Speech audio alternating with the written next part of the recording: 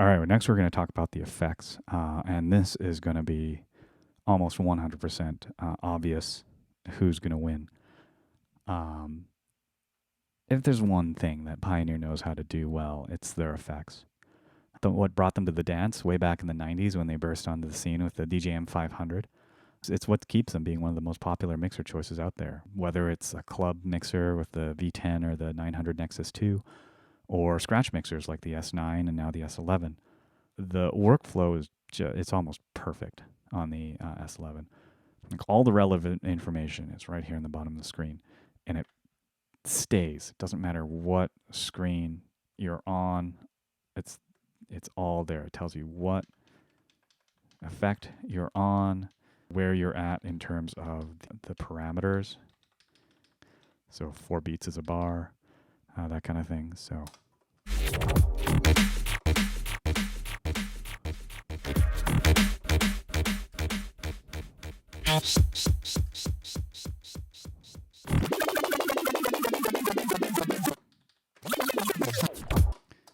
if you want to change the timing, it's all right here. Like these buttons are dedicated changing the timing. Doesn't matter what you have, it'll change the timing. And then on top of that, each effect has its own sort of stock timing. So echo, I can leave it at half beats, and phaser, I can leave it at 8 beats, which is 2 bars. And the system is easy to figure out. It's super intuitive. It's part of why the S9 is so popular. You can rapidly flip through the effects really quickly. You can set your software effects to here. You know, I've got like a transform. You can stack them. You can stack them.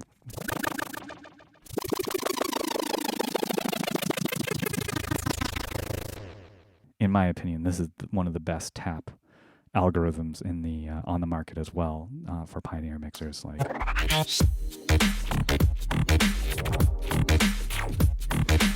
you can usually get it within like 3 or 4 taps, sometimes even 2 if you're like on. It's kind of got like a smoothing algorithm on it, which is just fantastic. 72, on the other hand, is not great. It's not great at all. It's very convoluted. It's very complicated.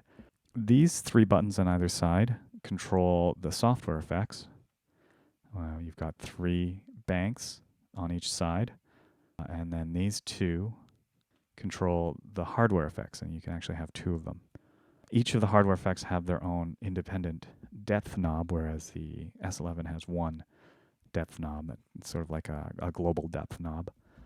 And while it's technically, you can layer a lot more on the 72. You can have all 6 going at once plus 2 hardware effects. You know, you can pick and choose certain effects that you want on and off, whereas it's a little tough on the you can stack the software effects, but you know, if you want all 6 of them, you gotta use your hands. If you want all 6 of them and a hardware effect, you're gonna have to like sort of like press down and get that kind of thing. Whereas, you know, these ones are kind of triggering effects. You can, one click turns them off, one click turns them on. So that's all well and good.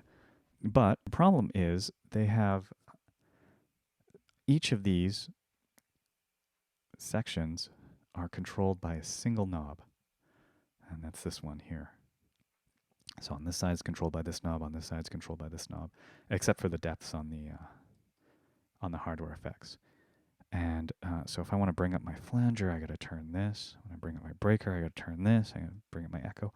So technically it's more powerful. I can choose the depths for each individual effect, but I have to do it all at once, like on a turn. And then if I want to change my effects, I mean, I got to like press this button, same button. I got to flip this around. I got to choose what I want to change it to, you know, and then I got to adjust the depth again. Same with the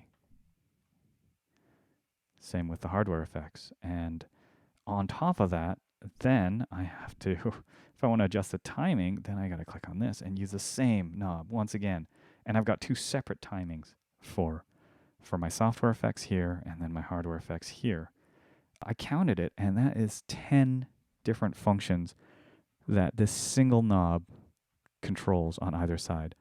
So that's 1, software effects timings, 2, hardware effects timings, 3, software effect bank 1 depth, 4, software effect bank 1 choosing, and you have to do that, 5, 6, 7, 8, 9, well, this you got 2, 10, and that's just not a good layout. It's very easy to get lost. It's very easy to stumble, take too long. Obviously, even though this is a little bit more, powerful in terms of stacking effects, most people aren't going to do that. Really, they're just going to be, most people are going to be using a reverb and an echo and maybe like a couple filter sweep type things. And that's where the S11 is so much better. It's like, I want phaser, I'm going to click this. I want echo, I'm going to click this. In terms of the hardware effects, there is a number of hardware effects here, and you can like choose which ones show up and which ones don't. I've turned off a number of them, but that's got nothing on the effects choices on Pioneer. I mean, look at this. It's like 22 effects plus software effects you can assign and software effects combinations, software hardware effects combinations. Like, it's just, there's so much more on the Pioneer. So yeah, this is an overwhelming win for the S11. The effects sound okay. I mean, they sound better on the S11. They sound pretty good on here, but they just don't, the ease of use is just not there. And I haven't even begun to talk about the smooth echo, which I'll bring up in a little bit. I found the best use for the software effects on the Rane 72 is to have some sort of like sweeping effects. So, or like maybe some verbs, that kind of thing. So if I'm playing like a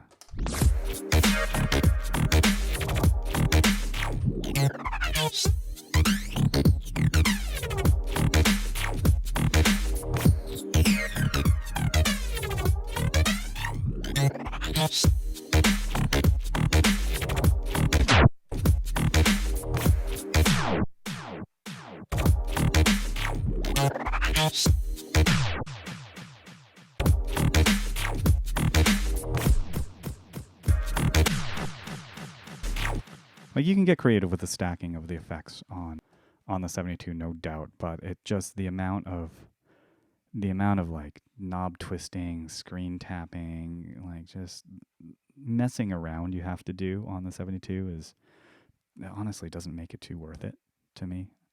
On top of that, they both have your pad effects. It's a little bit easier to access on the 72, but you get like an XY.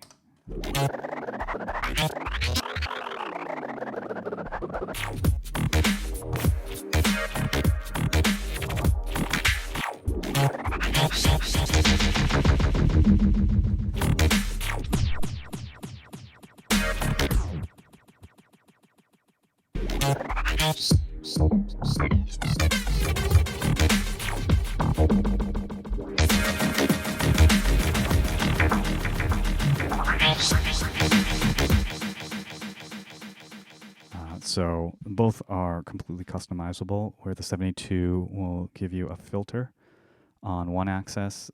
The other axis is whatever you have set on there. So that's kind of nice. You can stack effects, whereas the 72 really, or the S11 only gives you 2 choices, which you can customize how you want, but and then it gives you sort of two presets that you can choose from.